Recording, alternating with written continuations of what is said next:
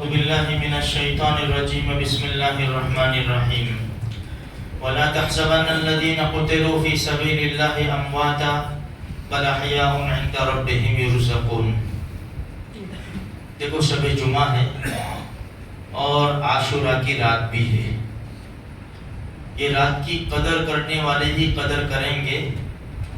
جس کو نواسہ رسول سے حقیقی محبت ہوگی وہی قدر کریں گے. میرے بھائیوں، شیخ زکریا رحمۃ اللہ علیہ جو کتاب کی تعلیم ہوتی ہے، محرم کے 10 روز ہر روز ایک قرآن ختم کر کے امام حسین رضی اللہ تعالیٰ عنہ کو اس کا ثواب پہنچاتے تھے.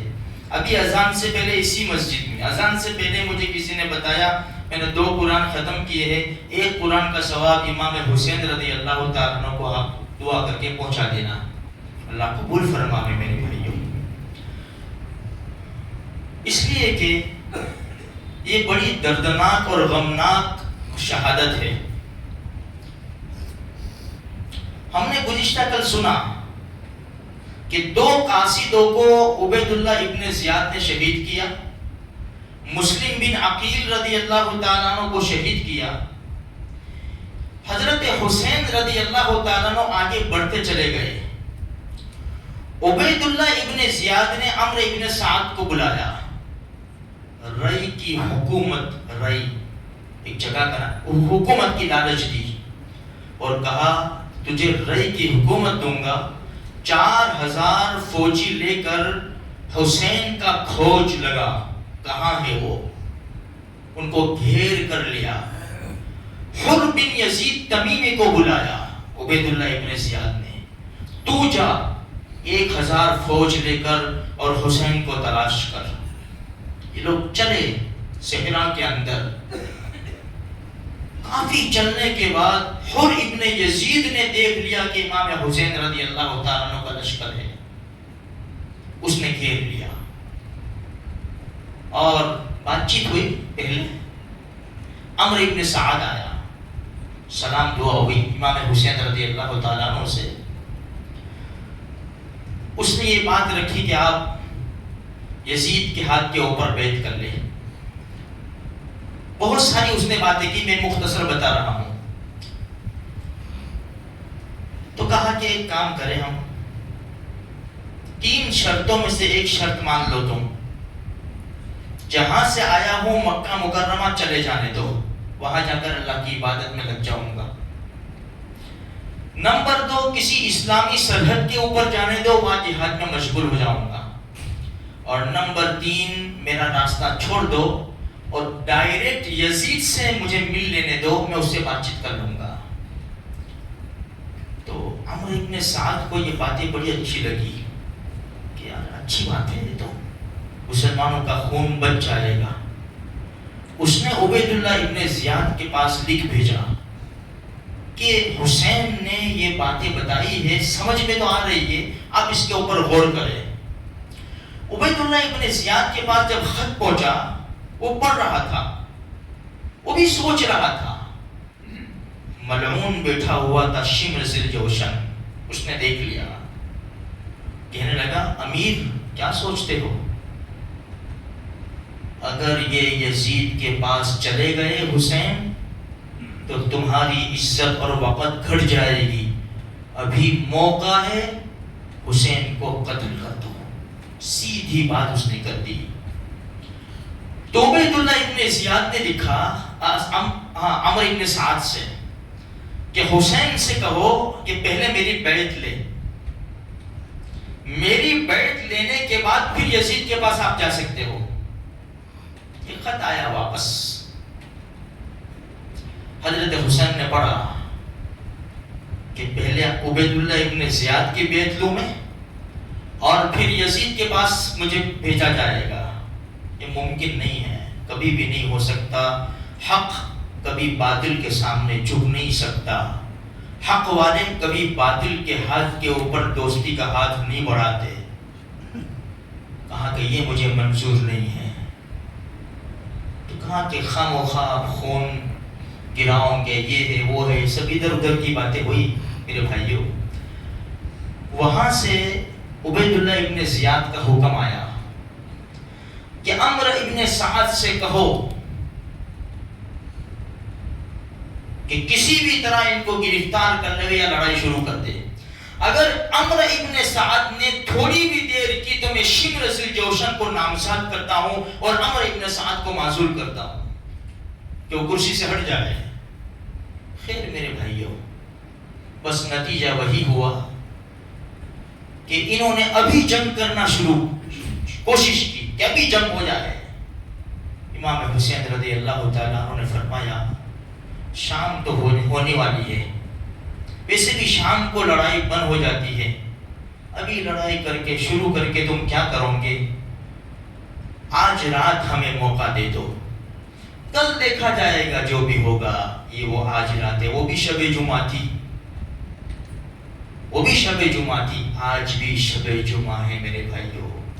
امام حسین رضی اللہ تعالیٰ عنہ سب کو جمع کر لیا، اپنے ساتھیوں کو تقریر کی اور کہا کہ دیکھو میں خوشی سے تم کو اجازت دیتا ہوں، تم جہاں جانا چاہتے ہو چلے جاؤ، ان کا مقصد تو میں ہوں، اگر یہ مجھے پکڑ لیں گے مار دیں گے ان کا مقصد حل ہو جائے گا، تم سے کوئی لینا دینا نہیں، تم چلے جاؤ.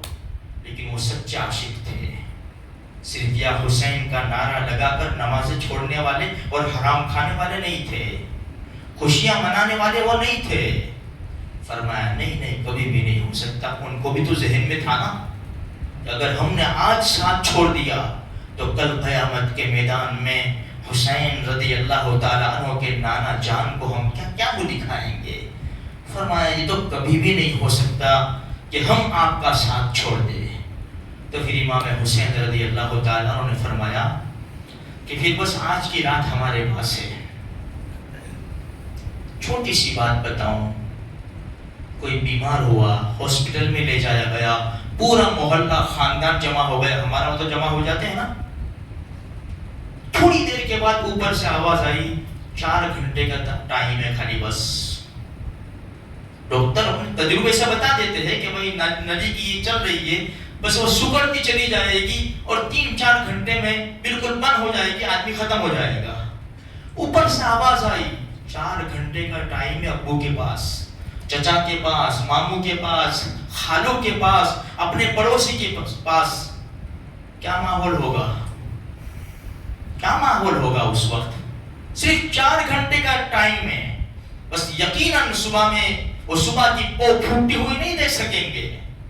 بھائی کیا کرے گا، بیٹا کیا کرے گا، پڑوسی کیا کرے گا؟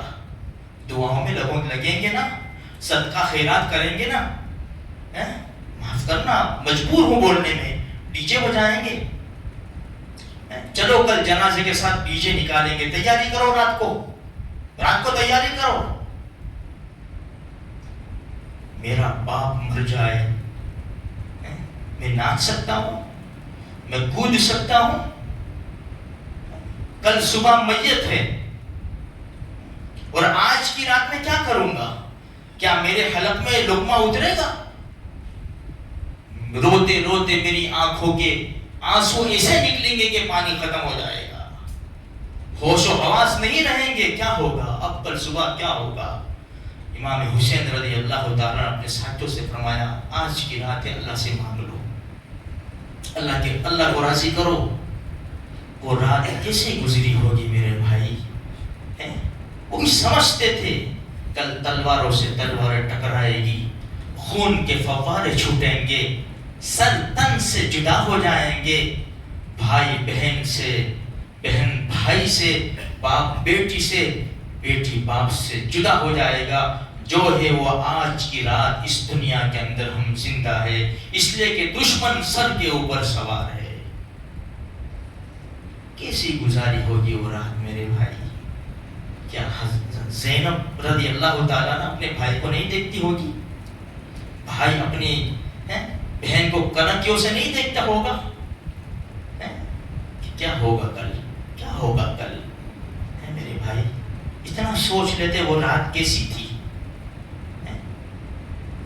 اور میں کیا کر رہا ہوں. سوچنے کی بات ہے، یہ میری بھی بات نہیں ہے. لوگ بعض مرتبہ ضد پر آ جاتے ہیں یہ تو شریعت کی باتیں ہیں بھائی، کتابوں کی باتیں ہیں، ہم جیسا کریں گے ایسا پائیں گے۔ ایک ہی بات میں نے آپ کے سامنے 4 دن پہلے بھی کہی تھی کہ باپ کے مرنے پر ایصال ثواب کا طریقہ جو ہم اختیار کرتے ہیں، امام حسین رضی اللہ تعالیٰ عنہ کے بھی کر لی، ان کے لیے بھی یہی طریقہ اختیار کر لو۔ کل ہم سنیں گے کہ بھائی ان لوگوں نے کیسی خوشیاں منائی یزید نے، انشاءاللہ کل ہم مغرب میں سنیں گے۔ تو بس میرے بھائیوں، آج کی رات جو ہے نا شب جمعہ بھی ہے، بڑی مبارک رات ہے، اور کربلا کے میدان میں شہید ہونے والے 70 سے زیادہ ہیں بھوکے پیاسے، اس لیے کہ عبید اللہ ابن زیاد نے کہا تھا کہ پانی بند کر دو، اس لیے کہ تر و تازہ رہیں گے تو ان کے ہاتھ چلیں گے، پانی بند کرو۔ انہوں نے صبح دن میں پانی نہیں بھرا تھا، امام حسین رضی اللہ تعالیٰ عنہ کے لشکر والوں نے سوچا تھا کہ رات کو بھر لیں گے۔ رات کو جب اپنے بھائی حضرت علی کے دوسرے بیٹے، 5 بیٹے تھے نا اس جنگ کے اندر، صرف حضرت حسین شہید نہیں ہوئے، حضرت علی کے 5 بیٹے تھے، حضرت عباس ابن علی رضی اللہ تعالیٰ عنہ کو 50 آدمی لے کر بھیجا، جاؤ پانی بھر کر لاؤ، بچے پیاسے ہیں۔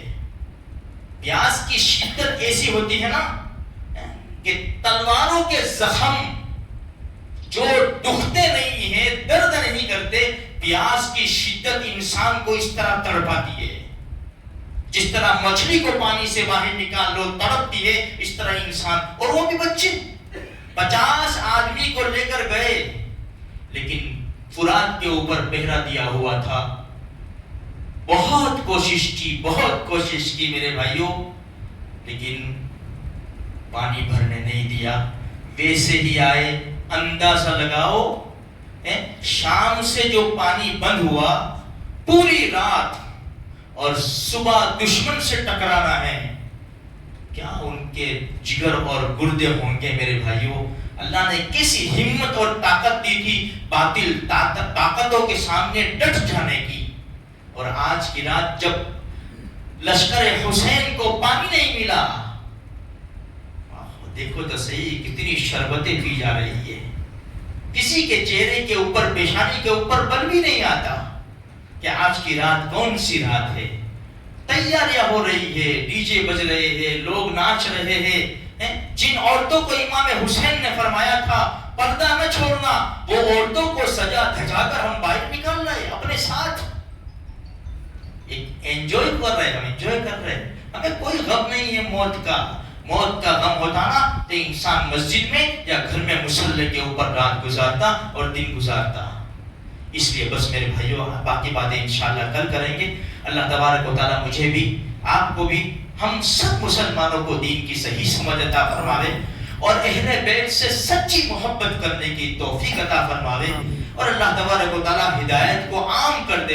یہ جتنے بھی سب ہمارے بھائی ہیں میرے بھائیوں، بری نظر سے کسی کو دیکھنا نہیں ہے، اللہ سے دعا کرنی ہے۔